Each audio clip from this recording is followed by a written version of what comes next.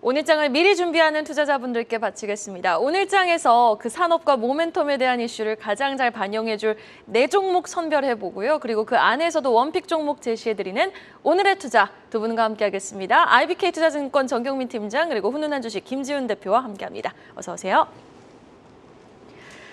두 분의 종목이 너무 잘 가서 기분이 좋습니다. 워낙 이제 지수는 어느 정도 조금 눌려 있는 가운데 이 종목 장세가 활기를 치는 시장이니만큼 이제 종목에 대한 중요도가 높아지는 가운데 지난주 또 레고캠바이오, 원익QNC 두 분이 바이오와 반도체를 제시해 주셨는데 다 좀 잘 버텨주고 잘 가주는 흐름이었거든요. 오늘 종목도 한번 기대해 보도록 하죠.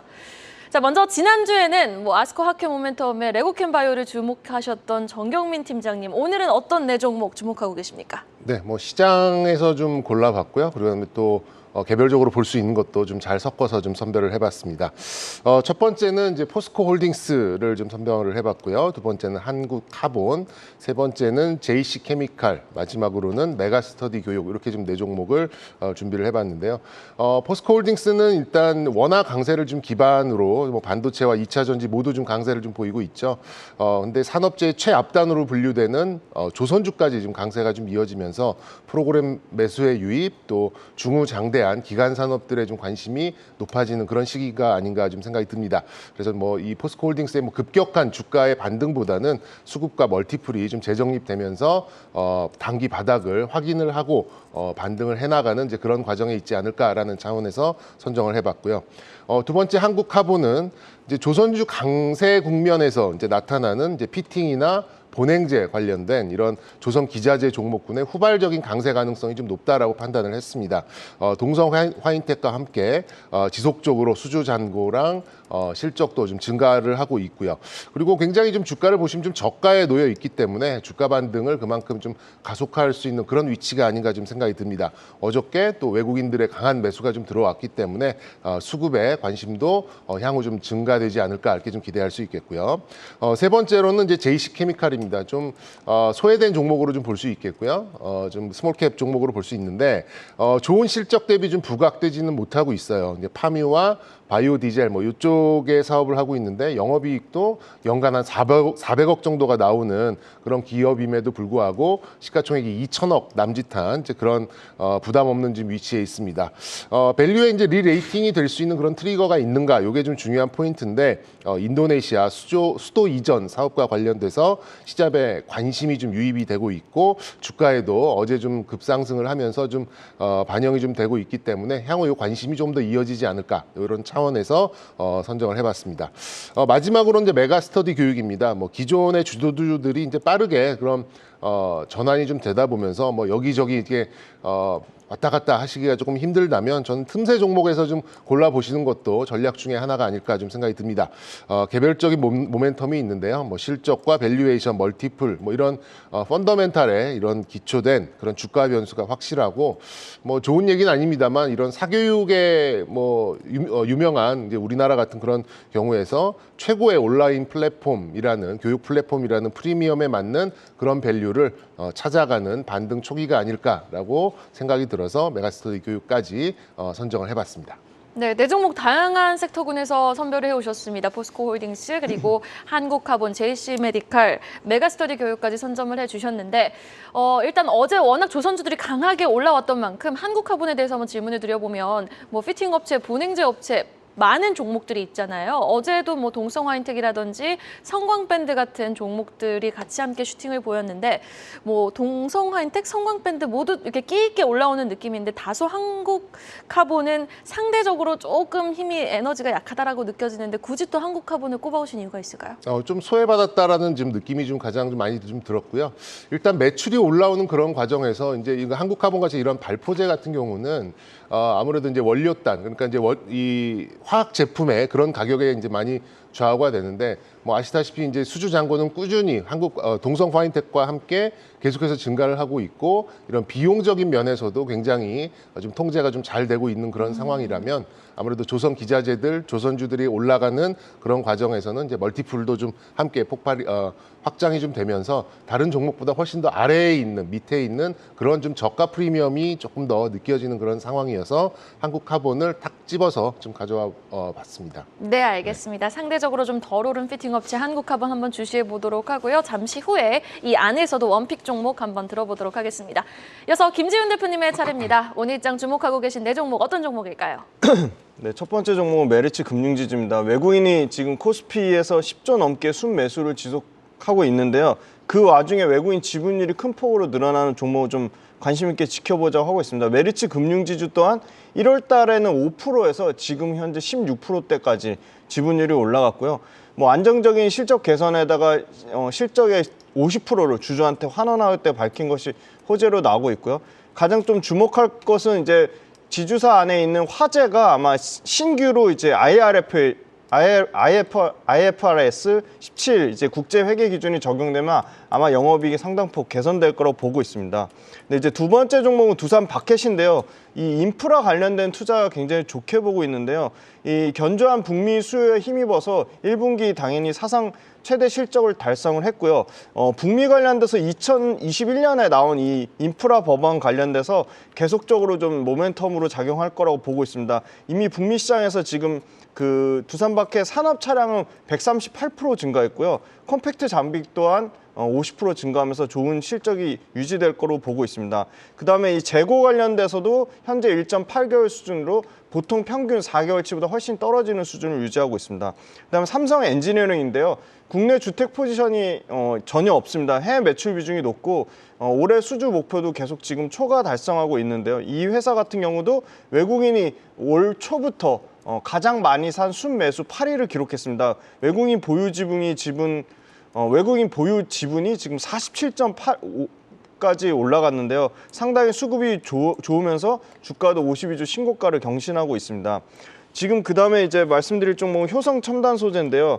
효성첨단소재도 원래는 2025년까지 탄소섬유에 대한 생산 능력을 14,000톤까지 확대하려고 했는데 그 계획을 내년 상반기로 앞당겨서 달성하겠다고 했습니다. 그래서 친환경 시장이 커가면서 탄소섬유에 대한 수요가 급격하게 증가하고 있고요. 그다음에 이 1분기 실적 또한 영업이익에서 상당히 컨센서스를 상회하는 호실적을 기록을 했습니다. 그래서 지금 내년까지 14,000톤, 2025년까지 2,500톤을 추가해서 16,500톤까지 확대할 계획으로 밝혀져 있습니다. 네, 알겠습니다. 두 분의 종목을 보면은 그래도 지금 우리 김지훈 대표님은 어느 정도 조금 많이 올라와 있는 상황에서 또 추가적인 상승 여력이 가능한 종목을 좀 제시해 주시는 것 같고, 우리 정영민 팀장님은 많이 지금 시장에서 다소 조금 고점 대비 내려와 있는 종목들을 좀 선점해 주신 것 같거든요. 자, 그러면 우리 정영민 팀장님이 가지고 오신 네 종목 중에 오늘장 원픽 종목 어떤 종목 제시해 주시겠습니까? 네, 뭐 오늘장 원픽이라고 합니다만 저는 그래도 좀 중기적으로도 좀 볼 수 있는 이제 그런 종목으로 선정을 해봤고요. 메가스터디 교육입니다. 뭐 냄새부터가 좀 뭐랄까 좀 개별적인 이제 그런 종목으로 좀 볼 수 있겠고요. 뭐 다들 뭐 이 종목을 모르시는 분들은 안 계실 것 같아요. 뭐 중고생부터 뭐 공무원 그다음에 영유아까지 뭐 우리나라의 교육 플랫폼에 뭐 경쟁 상대가 없을 정도로 굉장히 좀 큰 그런 좀 사업체를 좀 운영하고 있고요. 멀티플도 지금 굉장히 좀 떨어져 있는 그런 상황이기 때문에 저는 이런저런 좀 악재를 그런 확인을 한 그런 상황이라면 반등의 가능성을 좀 높여도 좀 되지 않을까라는 차원에서 선정을 해봤습니다.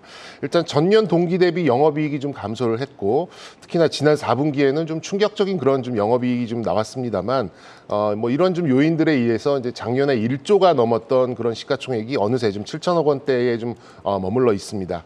근데 좀 반등의 실마리가 과연 무엇이 있을까라고 좀 보고 있었는데요. 일단 비용적인 요인에 있었던 공무원 쪽이 좀 개선되고 있는 게 좀 가시화되고 있고 영유아 브랜드, 그러니까 LEI 키즈라는 또 브랜드도 론칭이 좀 예상이 좀 되면서 매출 증가, 비용 하락 두 가지가 모두 좀 가능성이 좀 높은 그런 국면이 아닌가 좀 생각이 들어요.